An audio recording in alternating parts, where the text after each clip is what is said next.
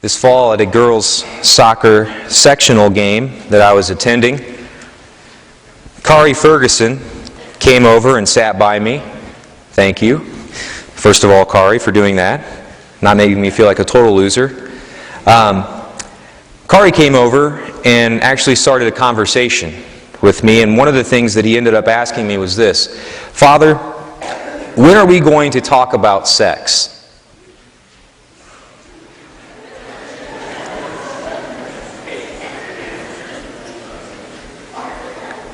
Kari's question got me thinking.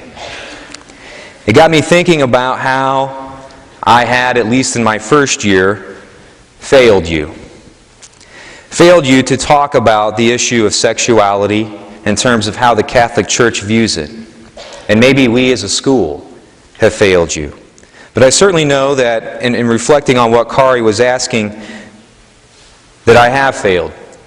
That I have failed to address one of the central questions that most young people have, but most oftentimes people fail to talk about, either because they're embarrassed or because they lack the courage. This is Catholic Schools Week, and one of the benefits of a Catholic high school is that we can, if we work at it as a team of parents and teachers and administrators, we have the freedom to talk about what sex really is. Sexual education in public schools basically revolves around the idea of two things: trying to instill a fear of you of sexually transmitted diseases and a fear of pregnancy. Oftentimes then, in those situations, contraception is pushed as the answer to those two fears. Contraception being one of many things: birth control pills, condoms, shots, patches, anything that is designed to eliminate the fear of pregnancy. Also, oftentimes in public school systems, you will hear, depending on which one you're at, one of a myriad of other things as well. The idea that pornography doesn't hurt anyone and can be healthy. The idea that masturbation is healthy and is way better than trying to restrain your sex drive. Oral sex isn't actually sex, and many other things along those lines.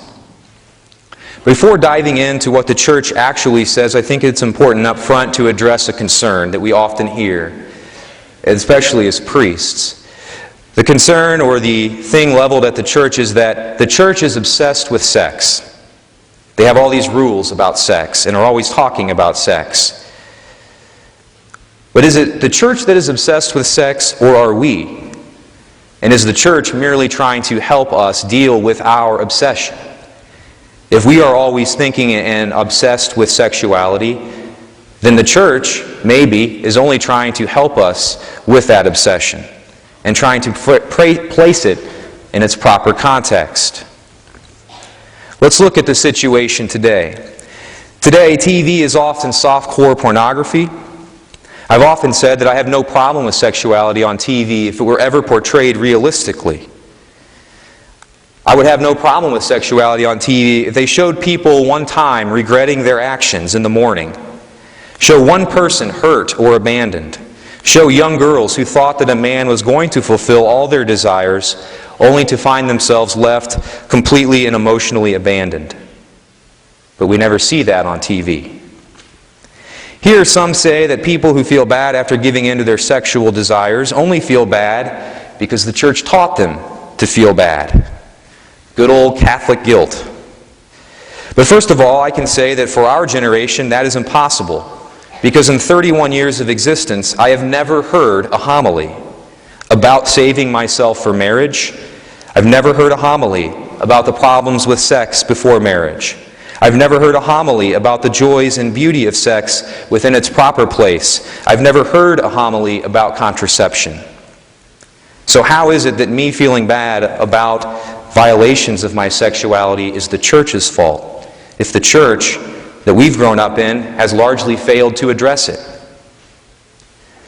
Also, I know that this isn't true because the people who come into me in the confessional all the time, confessing that their lives have been battered by their decision to trade their virginity for a card that says, "I've ridden the sex ride, don't worry about me, I'm experienced." I've dealt with the people who come into confessional crying, emotionally abandoned, emotionally charged, emotionally devastated from that. I don't think it's the church that's teaching people to feel bad about violating their sexuality. I think it comes from within. I want to paint a picture of premarital sex that I wish someone would have painted for my generation when I was growing up. Sex before or outside of marriage is satanic communion. Satan is the perverter of truth, and if sex is the greatest physical pleasure that we have been given, the greatest gift of God that we have been given as human beings outside of the sacraments, then the perversion of that gift is satanic. And that is what sex is before or outside of marriage. It is a satanic sacrilege of the greatest degree. So many today make a mockery of sex. First of all, it is used to sell products on television and radio and elsewhere. Advertisers know that if they can turn you into people who think only with your sex drive, then you are easily manipulated and easily controlled. Are you going to be controlled by your impulses or not? Are you going to be the raging man in the gospel for whom chains could not keep bound? Or are you going to control your impulses and think about what they actually mean? Another way today people make a mockery of sexuality is by the increasing rate of cohabitation. Men and women now live together for months and years before marrying, rendering the actual marriage vows almost meaningless. But nonetheless, the bride shows up to the wedding wearing white, a symbol of purity, although oftentimes she has slept with her future husband nights before. I am now shocked, actually, when someone asks me to marry them and they're not living together. But the tide is changing slowly in this department. Myself and other priests are refusing to marry people living together. Oftentimes, the reasons that are cited for living together are the opportunity to save a couple of $1,000s in rent. I think here it's important to remember Jesus' words. What good is it to gain the whole world, but to lose one's soul? Some of these couples that are living together and having sex before marriage are losing their souls for a few $1,000s in rent. Then there's the issue of contraception. Contraception, again, a category of things designed to prevent the birth of children. And this includes the pill, shots, patches, and condoms. Contraception is sexual bulimia. Bulimia is the process of enjoying the pleasure of eating things, but then going to the toilet and throwing the food up. Contraception is a similar thing. And if it is a condom, it is almost the exact same thing. When a man uses a condom, he and his partner enjoy the sexual pleasure, but then go in and flush the man's semen down the toilet. We also have couples getting sterilized at an alarming rate in our society. Sterilization either involves cutting the veins that support a man's testicles so that he cannot have sperm, or interrupting the process of a woman's fallopian tubes so that she cannot produce eggs. In both of these processes, men and women, married and unmarried, are taking that element that sets humanity apart. The ability to co-create other human beings with God. People are taking that ability and are saying to God, "Thanks, pal, for the offer, but I have my own ideas in mind." We live in the richest society of all time, infinitely so. And yet we often say that we can't afford to have children. We are not even having children at a rate to replenish our society. So we, the richest people to ever live, are the first to stop having children because we can't afford it. Again, I talk to people who have gone through this all the time in the confessional. Sterilization, contraception, sex outside of marriage, and their lives are usually a mess because of it.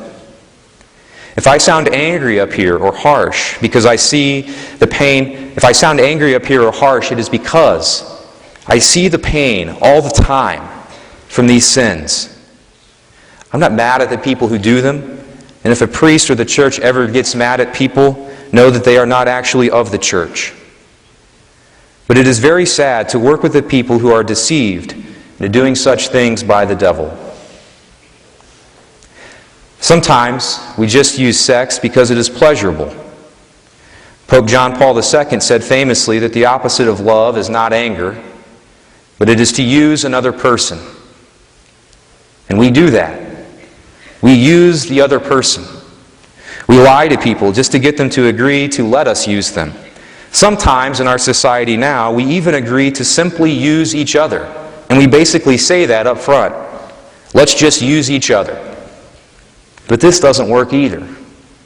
The movie No Strings Attached that came out this weekend, although I'm sure in a very raunchy fashion, does get one thing right. Even if you think you are simply using each other, there is still a bond that is formed in the sexual act that causes severe psychological damage to later try to deny. Some of you have already had sex, and I want to say to you that if you have, it is possible to start over. Imagine saying to your future spouse, "In order to be honest, I want you to know that when I was in high school, I messed up and I lost my virginity. However, I also want you to know that I've waited 5 or 10 or 15 years for you." That would be a very powerful thing to say to someone.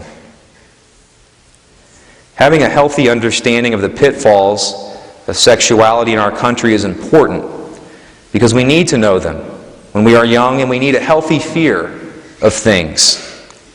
A parent doesn't first explain the intricacies of heat conduction and the melting point of human flesh to a 2-year-old child. They simply tell their child, "The stove is hot." But the church's teaching is not just, "You better not do that." The real benefit of being in a Catholic high school and looking at the issue of human sexuality is that we can actually say what sex is really for. Our public school brothers and sisters are only allowed to talk about such things from a negative standpoint. Don't do that or else. But we know that there is more to the beauty of sexuality than just a message of "you better not or else you'll get in trouble." Giving in to our sexual urges is not something that is masculine or strong. The church considers chastity to be a virtue, which means it takes strength. Someone once said that it takes someone with heroic virtue today to remain chaste. And I think that that is a very fair assessment. It takes someone with strength to walk through this world given the state that it is in, and nonetheless to remain chaste. But again, chaste is not just simply not doing something, it is also a positive thing. Sex is a gift from God to men and women who step forward and make the radical pledge to stay together for the rest of their lives. They make a pledge to show the world the love that Christ has for His church, and vice versa. A man and a woman who stand up on their wedding day are promising to the priest and to everyone gathered, "We, the two of us, are going forth from here to represent the love that Christ has for His church, to make people think about that when they see us loving one another." That is no small commitment, and that is no small reward, the gift of sexuality. Sex is the gift from God and a way for married couples to bond. There is an intense bond that is formed when two people have sex. And again, we've talked about what happens when people try to deny that. Most of the issues I see with premarital sex involve the emotional trauma to men and women who tell themselves, "I'm just going to have sex for fun." And they don't even understand what sex's proper context is within the marriage rite itself. Starting this spring, but gearing up to full strength by the beginning of next year, I promise I will not be asleep at the wheel any longer. We will be rolling out the most thorough, informative, and helpful sexual education program in the history of Catholic high schools. We will not let you down anymore. In a few moments, I will say the words that I reflected on at the Veterans Day liturgy. "This is my body given up for you."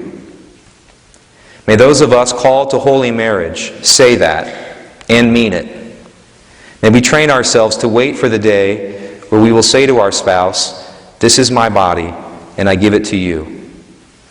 May those already married learn to say that to their spouses as well.